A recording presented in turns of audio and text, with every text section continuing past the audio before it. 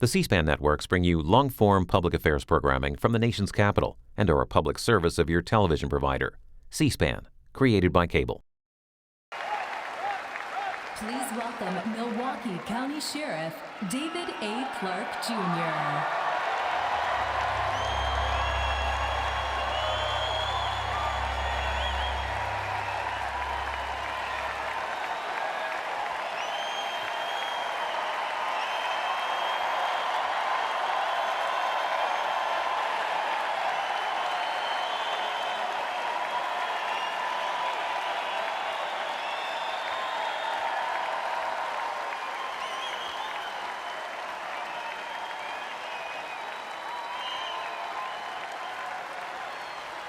Thank you.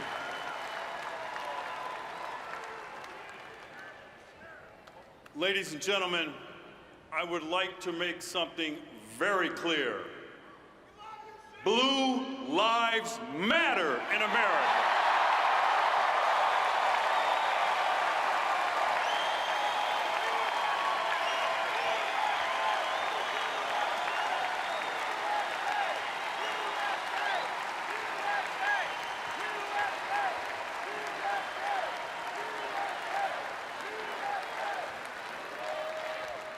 I stand before you tonight with a heavy heart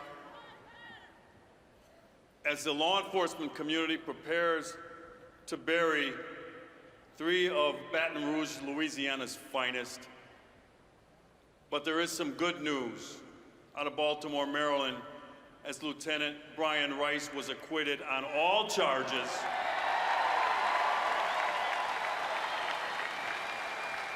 in the malicious prosecution of activist State's Attorney Marilyn Mosby.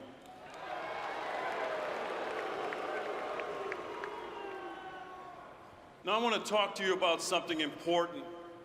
Indeed, a concept that 5 law enforcement officers were murdered and 9 more were wounded for earlier this month, and for which 3 more were murdered 2 days ago in Baton Rouge, Louisiana, and that is the importance of making America safe again.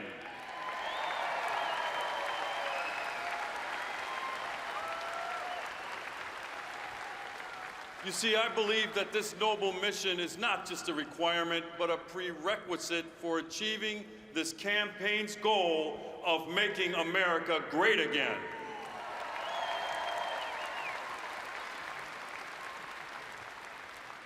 We simply cannot be great if we do not feel safe in our homes, on our streets, and in our schools.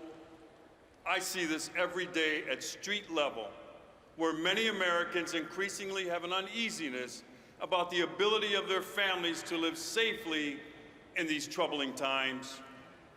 This transcends race, religion, ethnicity, gender, age, and lifestyle.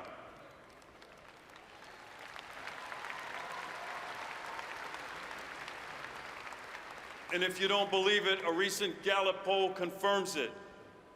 And more than half of all Americans now worry a great deal about crime and violence, up consistently and dramatically from just a few years ago. And for African Americans, that number is 70%.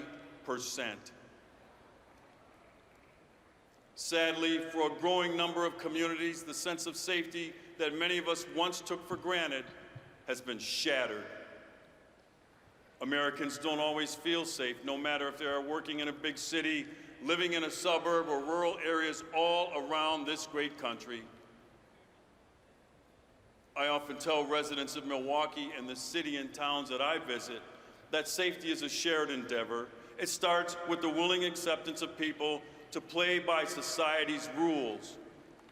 A code, if you will, where we collectively agree upon that ensures stability, fairness, and respect. It is built on a foundation of trust in each other and in the people who administer and enforce society's rules, which at its foundation is the rule of law.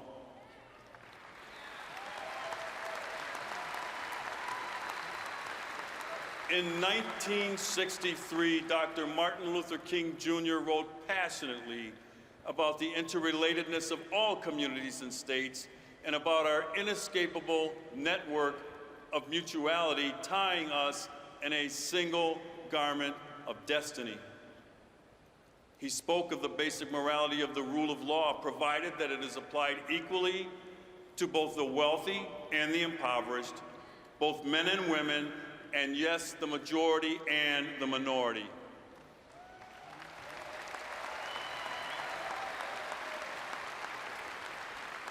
What we witnessed in Ferguson, in Baltimore, and Baton Rouge was a collapse of the social order. So many of the actions of the Occupy movement and Black Lives Matter transcends peaceful protest and violates the code of conduct we rely on. I call it anarchy.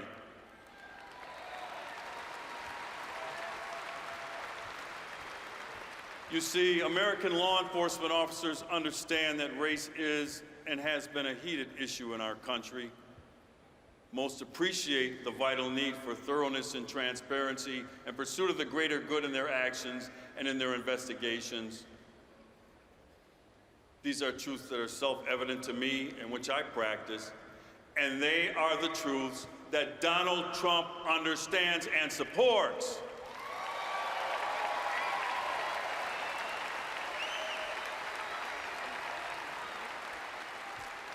Donald Trump is the steadfast leader our nation needs.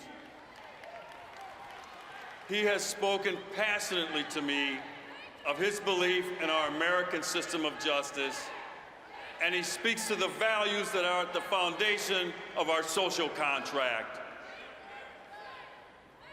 Throughout his campaign and over the many years before, he has consistently and constantly raised his voice, not only in defense of the character of the American police officer, but the need for all people to feel that they are being treated fairly and respectfully by law enforcement.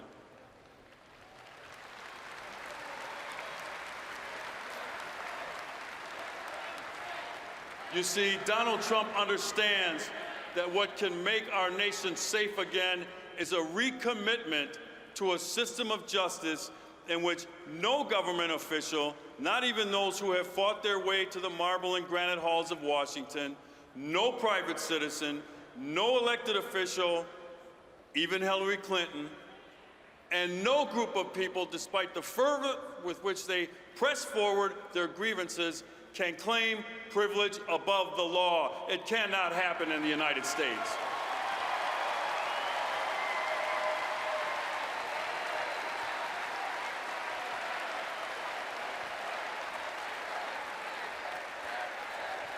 The tradition of the primacy of the rule of law in America is strong.